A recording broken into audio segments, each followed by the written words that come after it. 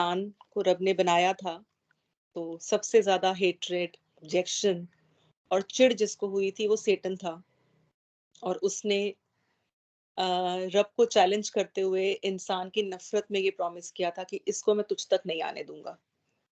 तो ये इंसान को भटकाता है नफ़रत में तो वो तो समझ में आता है, पर ये जिन्नों का सरदार है, जिन ही है।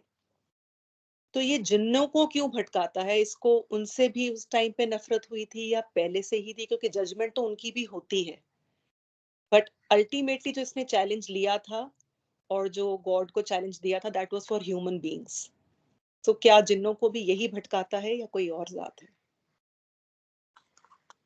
जिन्नों को भी यही भटकाता है और उस भटकने का कारण जो है ना, वो जिन्नों की भी इंसानों के साथ एनमिटी है, दुश्मनी है।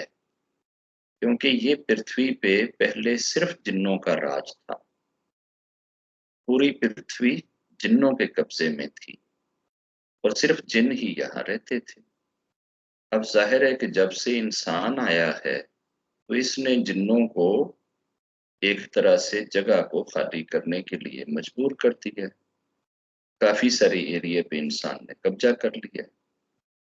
अब जिन्नों को वो वाली जो authority as a single ruler of the earth थी, वो चैलेंज हो गई है। तो उनके अंदर भी इस इंसान की उसी तरह से दुश्मनी। अगर हमारे पास रब के बंदे ना हों, तो यकीन जानिए कि ये जिन जो हैं, ये इंसानों को कच्चा खा जाएँ, ये रहने ही ना दें इस पृथ्वी के ऊपर और सबका नाश कर दें। बहुत सारी अलाएँ-बलाएँ, मुसीबतें, दिक्कतें, तकलीफ़ें खुदा के नेक बंदे जो होते हैं, उनकी वजह से इंसान महफूज़ रहते हैं और वो इंसानों पे वो चीज़ें नहीं आती। इवन बहुत सारे अदर प्लैनेट से भी एलियंस जो जिन्नों से भी ज़्यादा खतरनाक हैं, वो भी आकर इंसानों को तकलीफ़ पहुँचाते, अगर खुदा के बंदे ज़मीन पे ना होते।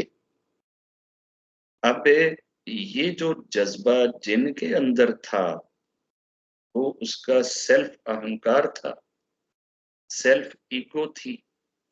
उस सेल्फ ईगो की वजह से उसने इंसान से दुश्मनी करी। जिन्नों की आपस में भी बहुत बड़ी दुश्मनी रहती है, जिन आपस में भी इत्तेफाक से, यूनिटी से, सुकून से, अमन-आष्टी से नहीं रहते। वो खुद भी आपस में लड़ते-झगड़ते रहते हैं।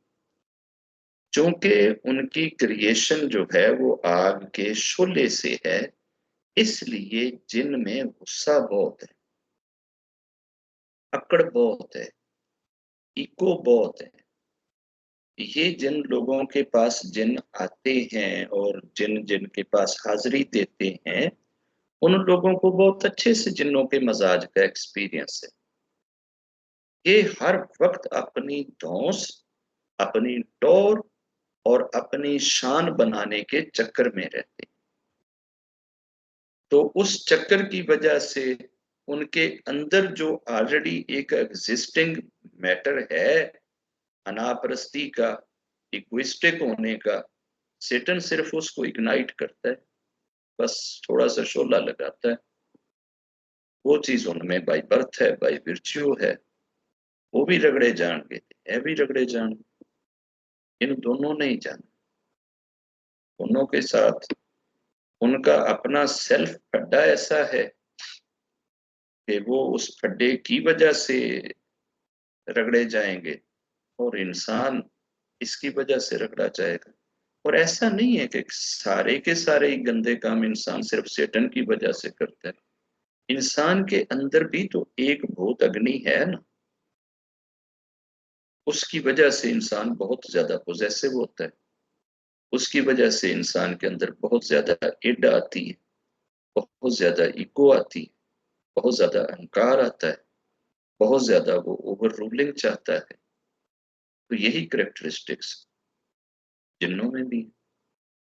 तो दोनों अपनी भी चीज़ों की वजह से खराब होते हैं और सैटन तो बस सिर्फ़ साइड पे बैठकर उनको सिर्फ़ वो ऐसी एलईडी दिखाता है कि जिसको देख के ये और ज़्यादा इमोशनल हों और ज़्यादा ये उस चीज़ की तरफ लपक-लपक कर पड़े, जो चीज़ इन्हें नरक की तरफ खींचती है। रब महफूज़ रखे जिन्नों के हथकंडों से भी, सैटन से भी, इंसान के अपने नफ्स की बीमारियों से भी, नफ्स की आदतों से। हाँ जी। हाँ जी।